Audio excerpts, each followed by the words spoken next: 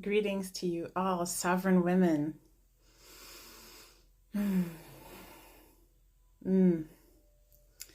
Lightworkers of the universe. Blessings of a new day to you. If this is your first time catching me live, my name's Sasha. I'm a mystic and a spiritual transformation coach. And I help women liberate themselves so they can experience the abundance and love that the universe has in store for them. And today we're getting into our personal powerhouse as women, the Sacral Chakra. This is part 6 of our chakra healing series. And so if you have any questions or comments, feel free to drop them in the comments below and I will respond to you. Just gonna get a little more comfortable here. Let's finish stirring my tea. So, the Sacral Chakra. I wrote sexy Sacral Chakra because it's usually what we think about when we talk about the Sacral Chakra. It's those generative area, reproductive points. It's juicy, it's delicious, open and flowing, or frigid and reclusive. How is the energy of your Sacral Chakra today? So I invite you right now to close your eyes, get comfortable. Take a deep breath in and release. Now take another deep breath in. And on the exhale, make the sound ooh, however that comes out for you. That's the sound of your Sacral Chakra. The Sacral Chakra is also known as Svadhisthana. The keynote for your Sacral Chakra is D. And I thought of this joke. So forgive me if you don't like these kinds of jokes, but I thought to myself, that's why I love the D. I apologize. I don't really apologize, but if that makes you uncomfortable, forgive me. The Hertz frequency is 288 Hertz. So to heal and balance your Sacral Chakra, you can play music in the key of D, or you can play music that's set to this Hertz frequency, 288. You can find Hertz frequency healing music on YouTube. All you have to do is search for it, see which ones you like. There's songs, there's tones, bells, bowls, chimes, you name it, it's out there. So again, the sound is ooh, like the long O, but a ooh. And when you do that, you can just feel it moving right through you, flowing through you. The bija is Vam. And this is another one you really feel when you chant it. Remember that you can chant for 1 to 11 minutes to start, and then you can go for even longer, 33 minutes, maybe an hour tops, because you need to be tuned into your body and know when to stop. Otherwise, you'll overstimulate the chakra and then you'll be out of balance again. And so an out of balance Sacral Chakra is one that is like over-sexual to the point of addiction. Whereas a imbalanced chakra will be repressed to the point of frigidity. And we'll get more into that later. So the element is water. And think of that with water, right? An overstimulated water, if you want to liken it to, could be a geyser exploding, or a really dangerous, waterfall or white rapids that could really hurt you or somebody else if they fell in. And then frigidity would be ice, frozen solid, cannot move, cannot become air, nothing. So water has many healing properties for the Sacral Chakra. The Shabd is the ocean.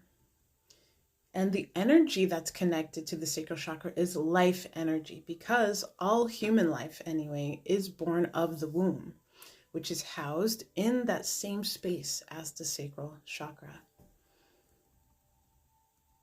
So the Sacral Chakra is the center of our creativity, our creations, and our sexuality. So if you're feeling uncomfortable right now, that's okay.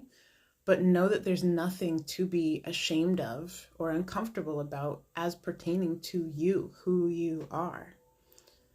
The sacral chakra is the dwelling place of yourself. I wish you could see, like, I'm touching my womb a lot, and I want you to see, and I do this a lot in meditation as well. So I'll like make a triangle on my womb. And I do that frequently when I'm meditating or when I'm just being by myself. And I usually live in a meditative state. So I will be here just tuning in to how I'm feeling, who I am, how I want to move. Movement comes from the hips, and we'll get into that more. But that's the dwelling place of yourself. Kind of like that angle. But I want you to see all of my head. I don't know why. We access our abundance here, wellness, feelings of well-being, pleasure, joy, sexual pleasure. It connects us to our relationships and our social interactions. Our sacral chakra teaches us. The main lesson here is to let go, release. It's major because women struggle with release. We're afraid to let go because we're told not to for so long. Even, and it's not even like potty training, but when you're a kid and you have to go to the bathroom and you can't go yet because they said not yet, we're not pulling over, wait till we get home, wait till we get there. So you're taught from a young age not to release when you need to. So as adults, we have to liberate ourselves and do it. It's okay to release and let go. It's safe for us to release and let go.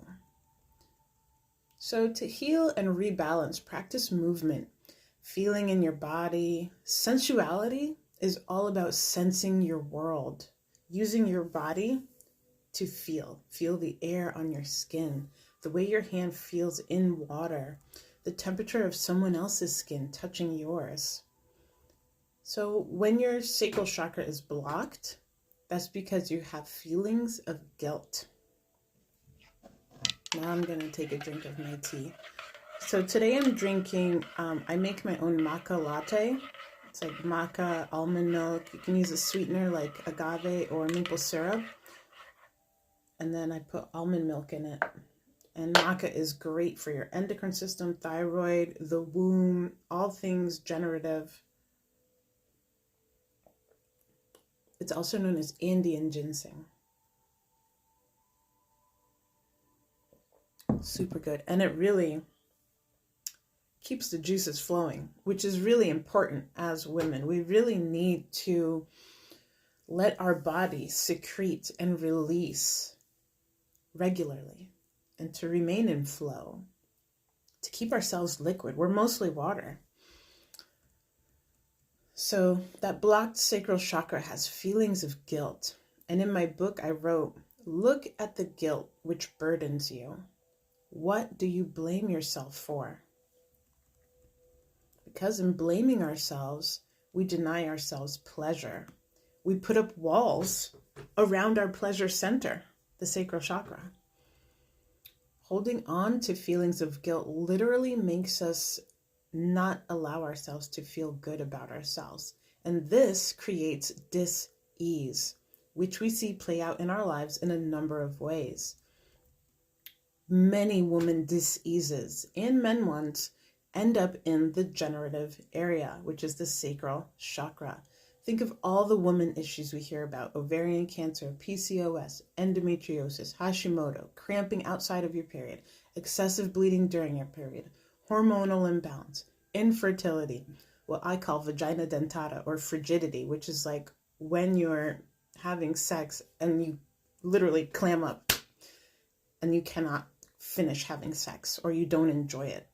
Not being able to orgasm, all caps. That was most of my life. This all points to sacral chakra blocks. Other symptoms of a blocked sacral chakra are lower back pain, which a lot of women complain of inside and outside of their period, a low sex drive, which often results in women not feeling feminine enough or not feminine at all, resulting in the rejection of the femininity, wounding of the feminine, and creative blocks, being unable to create anything, even if we have the desire to produce something. Think about writer's block for this instance. So we can begin to heal and balance our sacral chakra with the following things, as well as the sounds that I shared earlier. And I encourage you to use the sound healing, because as humans, we are instruments, and the sounds are very important. That's why music moves us so deeply, is because we are made to vibrate and resonate. And so when we produce those sounds, we're tuning into the universe, and that's where the healing comes from. So the affirmation to repeat is, I relate to others with ease. Nobody can reject you if you can't reject yourself. So that's why you can feel ease and be at ease relating with others, because you're accepting yourself. Some herbs for healing are calendula, kelp, juniper, cayenne, dandelion, fenugreek, golden seal, ginseng, rose hips, red raspberry, comfrey, lemon balm, parsley, turmeric, and chaste tree. Very important. I would also throw in vitex, but vitex and chaste tree you can get as capsules and tinctures, not necessarily as a fresh or dried herb. And I've been doing this for years. Like I said, I healed myself. And the maca is a part of my feminine healing regimen, because I was experiencing low sex drive and frigidity. Of course, in healing myself, I realized I was just in an imbalanced partnership as well. And that's why I did not want to release with that person. Like I said, we're getting real now, real woman talk. I didn't orgasm for years because I didn't want to with that person. They weren't the one. And my subconscious mind, my soul knew that, and they wouldn't let me share that kind of energy exchange with somebody who was not my twin flame. So I thought something was wrong with me, and I felt guilty about not being able to perform for this person. But in actuality, I was being true to myself. So once I accepted that, loved myself, I was able to, one, manifest my twin flame, and two, enjoy the bliss of orgasm, releasing with someone who I'm in divine union with. So along with these herbs, there are many more. If you're interested in doing this deep healing work further, you can book a coaching package with me. You can click the link below in the comments, which I'm going to post right now. Let's see. Here's the link. So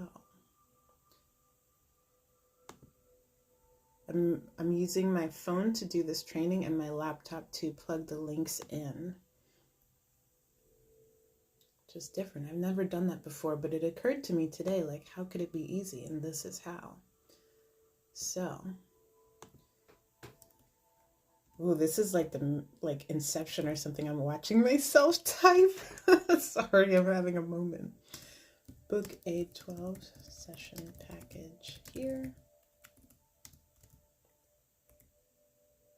Okay.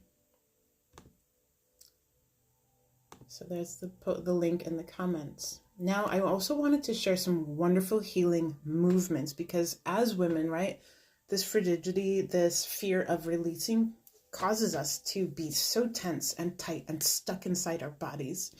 So I thought I would demonstrate a couple moves for you. So one is the Sufi grind. And if you do yoga, you may be familiar with this one. You'll be sitting cross-legged on the floor. And you can rest your hands on your knees. And you'll begin by breathing in as you pick any side, and then push yourself out. Push your chest forward. Swing it around. And then when you come back, you're like arching your back on the exhale. Inhale forward, exhale back. You do that a few times, and then you reverse the direction. And you can do that probably for about 11 minutes would be ideal. And that's just some deep breathing and moving and like opening up the womb space and inviting that energy to flow. Another one is goddess pose, which I'm not sure that I can, you can't totally see me do it, so I'll take a picture or something, but you stand with your legs wide apart, with your toes facing out like this. Bend your knees like towards a 90-degree angle, and you're gonna bend your arms like this as well. You can't quite see it, so I'll take a picture or something, but you're gonna stand in this pose, and you can even like, I like to do that when you breathe out. That's your goddess, you know? And it opens up your hips, opens up the womb, gets the juices flowing, you know? It's like a horse stance in karate, but even wider. Oh, feels really good. And the last one was just swaying your hips. I'll show you that. Just making an infinity symbol, right? We used to do this as kids. Just keep doing it. Sway your hips in the infinity symbol. And that's a great way. Open up the hips and free up that sacral chakra energy. Remove the blocks. Push them through. Push it out. You know, like people talk about like belly dancing and stuff, and that's because all those dances, belly dancing was designed to teach women how to give birth and have an easy period. That's what those dances are for. It's a sacred women's wisdom. I also wanted to add in some foods that you can eat to heal your sacral chakra. Apricots, dates, molasses, parsley is one of my favorite, and prunes. Essential oils are lavender, fennel, and frankincense. And I encourage you to anoint yourself. You can get a carrier oil like olive oil, coconut oil, almond oil, and then put your essential oils on it, unless you have a therapeutic blend that you can apply directly to the skin. And then anoint yourself, rub it. Is this clockwise? I don't know. I do Chinese massage. So you start in the center and you work your way out. Do that. All right, last we get into the flower essences, and those are Love Lies Bleeding, which releases intense pain and suffering. So think about all those women dis-eases. Pink Monkey Flower releases feelings of rejection. Calendula opens communication with others. And notice that the throat and the sacral chakra share a lot of healing modalities because they're linked together. Your throat and your sacral. And that's why sometimes when you're going to get your period, you get a sore throat. So there's a connection there. Black-Eyed Susan encourages emotional honesty with oneself. Snapdragon contacts your core emotions. How do you really feel? Fairy Lantern releases patterns of emotional immaturity due to an overprotective mother. Sunflower heals self-image internalized from father. Mallow develops confidence in social situations. Mariposa Lily releases feelings of abandonment due to lack of bonding with one's mother and supports the ability to be nurtured. Evening Primrose releases feelings of rejection by one's mother, and Baby Blue Eyes releases feelings of rejection by one's father. And you can notice that a lot of these go back to those core guilt associated with being born, coming out of the womb. Mother, father, divine masculine, divine feminine, wounding. That was something I had to heal because for a long time I did not understand why I was born, and I kind of wished I wasn't born. I just didn't see the purpose in my being born because I felt like a burden to my family, and I felt guilty because when I was born, it was bad timing. My father got laid off from work, and my mother couldn't work because she had me. So and you know, my mother never blamed me for that because it's not my fault.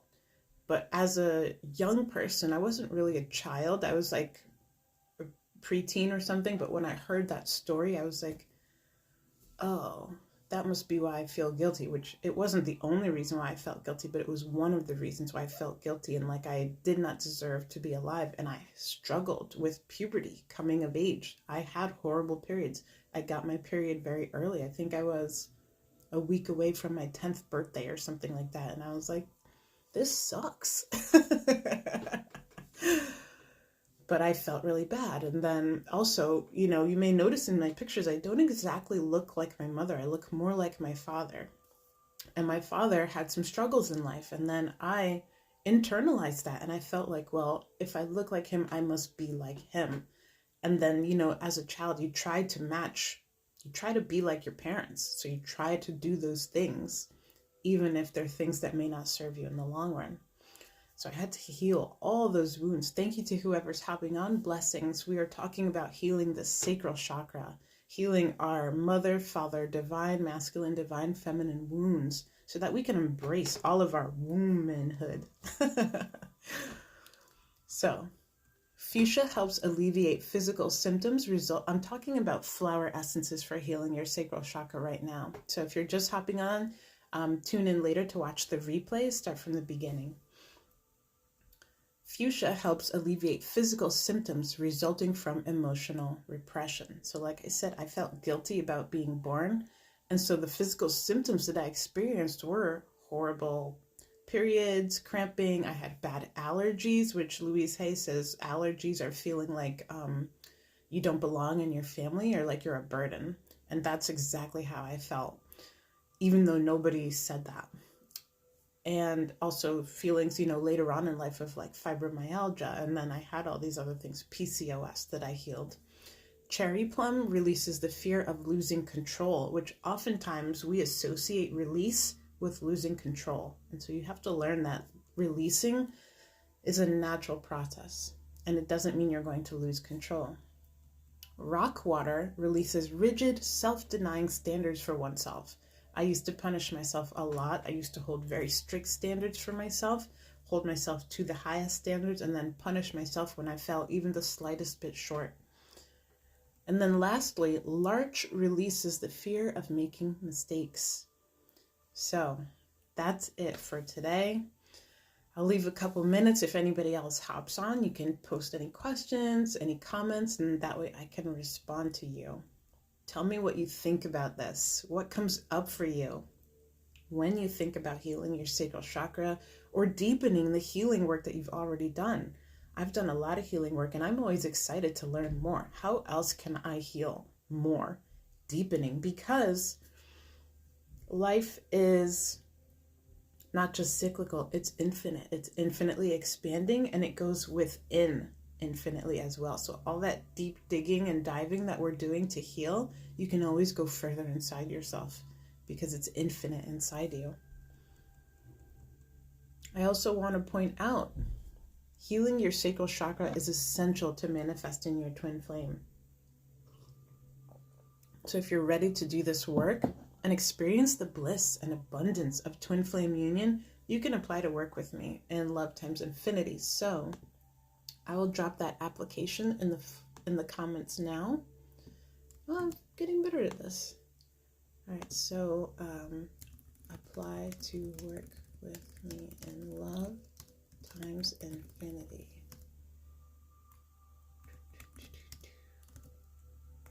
All right, there's that.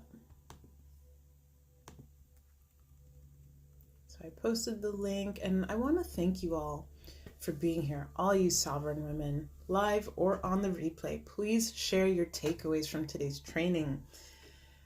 I think that's it. I'm not seeing any other comments, so I wish you all love, peace, and gratitude.